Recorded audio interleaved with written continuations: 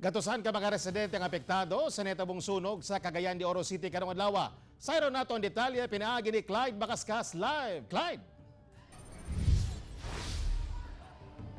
Tek gipanawagan karon sa mga apektadong residente ang unsa mang hinabang nga ikadalit kanila aron makabalik na gilayon sila sa ilang normal nga pagpanginabuhi.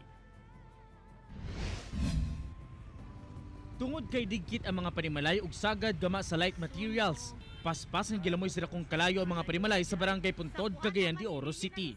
Sa kapaspas sa pagkuyanap sa kalayo, may tambok kini sa barangay Lapasan nga miugda og pipila sab ka panimalay. Walay dalan pasulod alang sa fire truck ang maong dapit.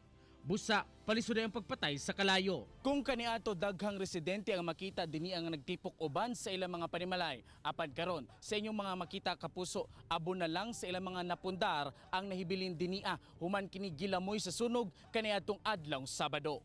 Dili kuno mubus sa usa ka gatos ka struktura ang naugdaw. Sa mga sunog diin sobra 300 ka individual ang apektado. Gibiya ang nilungag sa usa sa mga balay ang hinungdan sa sunog. Naglungag sir, lungag ba niya na napayat sa sudan na pagbalik niya ni kuan na. Wala hinoy casualty sa sunog. Ana karon nagtiner ang mga apektadong residente sa evacuation center.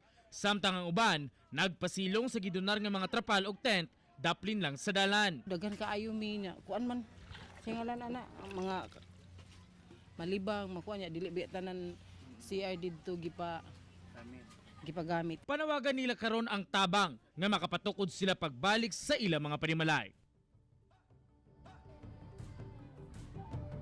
Sa ulahing datos, may abot na sa 643 ang mga apektado sa mga sunog sa duha ka barangay diri ana sa Lapasan ug sa barangay Puntod. Sa mga numero, may abot na sa 483 ka individual ang apektado gikan sa barangay Puntod, samtang may abot sab sa 160 ka individual ang apektado gikan sa barangay Lapasan. Tek.